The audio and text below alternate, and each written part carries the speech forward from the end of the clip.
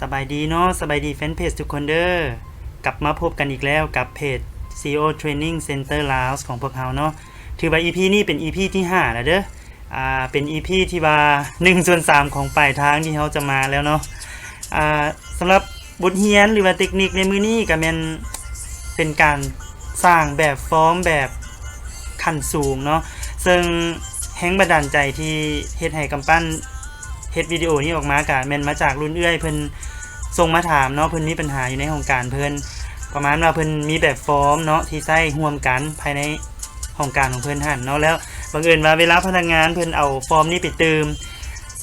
กลับมานี่ฟอร์มนั้นจะเป็นคนละแบบคนละโหมดเลยเนาะบ่คือกันเพิ่นก็เลยว่าหาวิธีแก้ไขปัญหาซอยเอื้อยได้ดูกำปั้นก็เลยจัดให้เพิ่นเนาะสำหรับเทคนิคใน EP 5ในมื้อนี้เบื้องต้นก็แม่นให้ทุกคนสร้างแบบฟอร์มก่อนเด้อก็คือตัวอย่างที่เฮายกมานี่เป็นใบเสนอเนาะบนตืมก็จะมีบ่หลายดอกก็มีบนเฮียนบนเรื่องเนาะอิงตามนั่นนี่แล้วก็ผู้นำเสนอหันแม่นหยังแม่นไผเนาะเป็นพนักงานอยู่ไสจังใดแบบใดส่วนรายละเอียดต่างๆก็เฮาสามารถกำหนดได้ก็คือให้เขาเจ้าตืมได้เองความหมายเนาะก็ง่ายๆเนาะแบบฟอร์มที่เฮาสร้างขึ้นมานี่ประมาณนี้กำปั้นสิขอยกตัวอย่างเบิ่งแบบฟอร์มที่กำปั้นได้สร้างไว้เนาะก็คือเป็นการตืมคำเว้าธรรมดาประมาณนี้เนาะตัวนี้มันเฮาสร้างสำเร็จละเฮ็ดจังไดจึงสิเอิ้นใส่แบบฟอร์มตัวนี้ขึ้นมาได้เนาะง่ายๆเบื้องต้นเนาะขอกลับมาที่ไฟล์เก่ากันเด้อก็คือไฟล์เริ่มต้นเฮ็ดจังไดจึงสิให้เขาเจ้าสามารถตืมข้อความอยู่ในนี้แบบบ่จำกัดได้เนาะหมายความว่าหลายหน่อยซำใดก็ได้ว่าซั่นไปเบื้องต้นแม่นให้เฮาเอิ้นแถบ developer ตัวนี้ขึ้นมาก่อนเนาะโดยทั่วไปแม่น Microsoft Office Word ของทุกคนที่ติดตั้งแล้วจะบ่มีเมนูนี้เทื่อเด้อโดยทั่วไปเนาะเมนูของมันจะบ่มีเมนูนี้เทื่อเฮ็ดจังไดจึงสิมันขึ้นมาได้ล่ะให้เข้าไปที่เมนูไฟล์เนาะเลือก option แล้วก็เลือก advanced ขอโทษเลือก customize ribbon เนาะแล้วเลือกcheckbox อยู่บน developer นี่เด้อ checkbox อยู่บน developer เนาะเพราะว่าปกติมันจะถูก uncheck อยู่เนาะให้เฮาไป checkbox ที่ developer แล้วกดโอเคหลังจากนั้นตัว developer นี่จะขึ้นมาแบบอัตโนมัติเนาะให้เฮาพร้อมได้ใช้งานว่าซั่นไปวิธีการตืมให้เขาเจ้าสามารถตืมแบบฟอร์มเฮาได้ก็คือให้นำใส่ตัว rich tag นี่เนาะรายละเอียดต่างๆในเครื่องมือเรานี่ในคลิป EP ต่อไปกำปั้นจะมานำเสนอเด้อเพราะว่าจะให้ได้ใส่แบบเต็มที่เลยเนาะละเอียดเลยมาสำหรับไปใน EP ต่อไปอาจจะบ่เป็น EP 6เด้ออาจจะเป็น EP ต่อไป8 90บ่อย่างแถวๆนั้นเนาะตอนนี้ให้นำใส่ตัว rich text นี่ก่อนก็คือมันสามารถที่จะหรือว่าพิมพ์ข้อความได้แบบบ่กำหนดเลยเด้อเนาะหลายหน่อยสำใดก็ได้ว่าซั่นไปเนาะอันนี้เฮายกตัวอย่างให้ทุกบนที่เราต้องการอยากสร้างเป็นฟอร์มเนาะเราสามารถตัว rich text นี่ขึ้นมา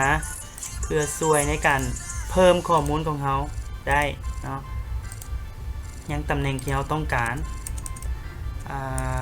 สมมุติว่าบนนี้เนาะแล้วก็นี้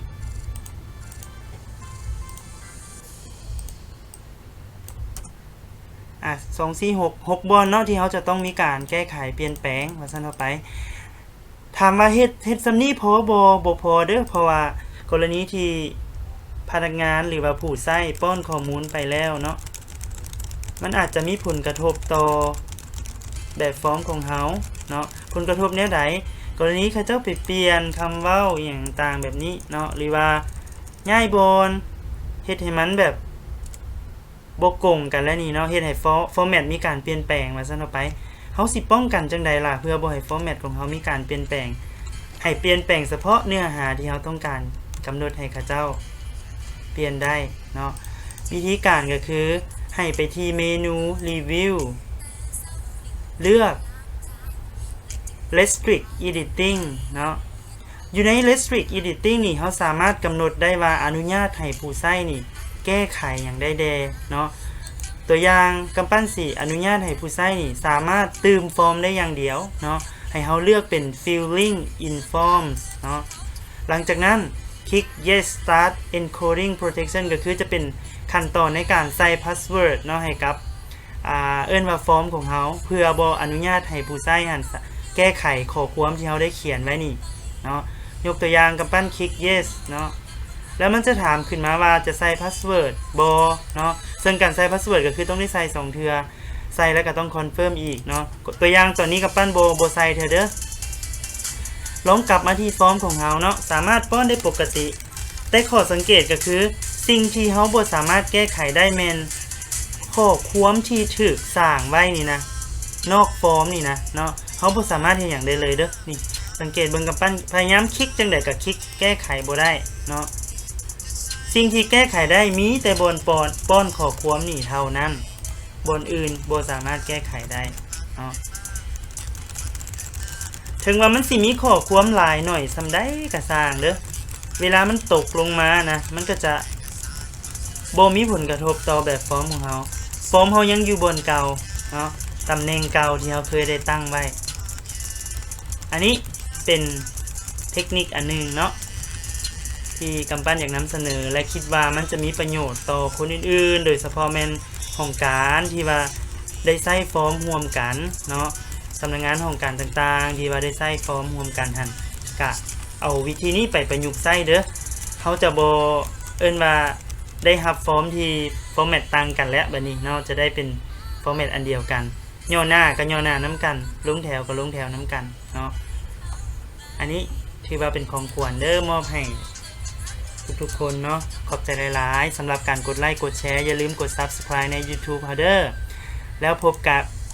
กันใน EP ต่อไปเนาะ EP 6